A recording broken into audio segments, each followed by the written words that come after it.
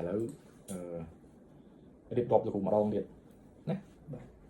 ដើមហេតុដែលនោមញឹកពេលហ្នឹងមានធ្លាប់ប៉ះបន្តិចអីឬមួយក៏មានអារម្មណ៍តានតឹងអីបន្តិចអត់បើកាលនៅក្មេងលេងមកច្រើនតែគាត់នោមញឹកតែយើងអត់ចាប់អារម្មណ៍ហើយបាទវាថាមិនយើងអត់បដោតអត់ខ្វល់យើងអត់ខ្វល់ហ្មងបាទវាសុបាយបាទសុបាយទៅញ៉ាំទឹកតិចណាបាទអូកាលហ្នឹងគឺកំពុងពេញដែរហ្នឹងខ្ញុំចាប់ពីចប់ទី12បាទខ្ញុំចាប់បានមានអាការៈហ្នឹងមកបាទតិចហើយខ្ញុំចាប់បានគិតអញ្ចឹងមានថាគិតភ័យខ្លាចច្រើនពីទូរៀននៅទី11ទី12ញ៉ាំគឺកំប៉ុងដែរញ៉ាំតែមិនញ៉ាំច្រើនពេកវាមិនណាយូរវាមួយថ្ងៃអាចថាមួយថ្ងៃមកកំប៉ុងចុះបាទនិយាយចឹងទៅញ៉ាំមួយថ្ងៃកំប៉ុងណាបាទប៉ុន្តែវាមិនអត់ច្រើនពេកតែបើពេលហ្នឹងអត់មានបញ្ហានោមញឹកដល់ឡើយទេអត់ទេបាទដល់ពេល stress តានតឹងអារម្មណ៍គឺមានត្រូវទេបាទបើ stress ហើយតានតឹងគឺមានរាល់ថ្ងៃតានតឹងឥឡូវនេះគឺខ្លាចខូចតម្រង់នោមបាទតែបើបាទទី2យើងគិតពីរបស់យើងរកស៊ីផងបាទទី2រកស៊ីមានអនាគតបាទនៅចុកអញ្ចឹងបាទតែយើងទប់នោមនោមយើងនៅកន្ត្រាំយើងមានអារម្មណ៍ថាយើងនៅចុកអូចហ្នឹងណាហើយការនោមញឹកពីបន្ទាល់យប់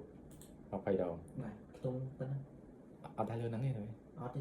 20ដងហ្នឹងអស់ហើយណាបាទ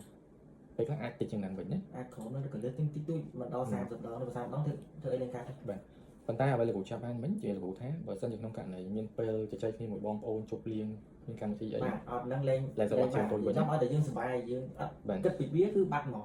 ដល់យើងត្រូវរកនោមមានទៅនោមធម្មតាមកវិញហើយដូចគ្នាលោកគ្រូនោមសល់គេចឹងដែរពាក្យច្រើនឥឡូវគឺនោមសល់គឺនៅជាប់រហូតបាទដូចគេនិយាយលោកគ្រូជំនាញនោមសល់ណាអញ្ចឹងគ្រាន់តែចំណុចនេះលោកបដោតអារម្មណ៍ទៅលើ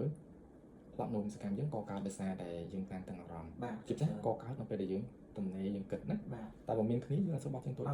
បាទហើយយប់ឡើងដល់ពេលយើងគេងស្កប់ទៅជាម្ដងជួនកាត់2ដងជាទូចនេះងើបបត់ជាម្ដងបាទអារម្មណ៍គឺចង់ទៅនោម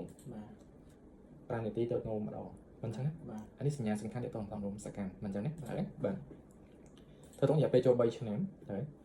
3ទៅ4នេះគ្រូ4ឆ្នាំមកដល់លើបាទអាច4តិចតួចតែស្បានដល់អាយុឆ្នាំខ្ញុំទៅនោមមានពពុះតែគាត់ថាពពុះងាយរងទៅវិញពីឆ្នាំពេលផឹកណាប៉ុន្តែអ្វីដែលសំខាន់ឲ្យតែពេលយើងនោមញឹកពេកទៅនោមតិចយើងពិបាកទប់នោមបាទតែ5 stress គិតទៀតបាទតានតឹងអារម្មណ៍ទៀតបាទតែធ្វើបាច់បាត់ចិត្តខ្ញុំថាវា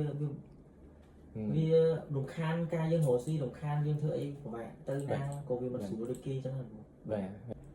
អូខេយើងសរុបសេចក្តីមកវិញមានថាបងប្អូនមានខួរឆ្អឹងខ្នងបិទអត់ចិត្តពីកំណើតតែកម្រិតស្រាលដែលធ្វើឲ្យប៉ះពាល់ទៅលើផ្លូវនោមរបស់យើងសកម្មតោះនេះអញ្ចឹងក្នុងករណីហ្នឹងមានថាយើងមានខួរឆ្អឹងខ្នងបិទអត់ចិត្តពីកំណើតហើយថ្ងៃមកដល់បច្ចុប្បន្ននេះគឺយើង stress ទឹកច្រើន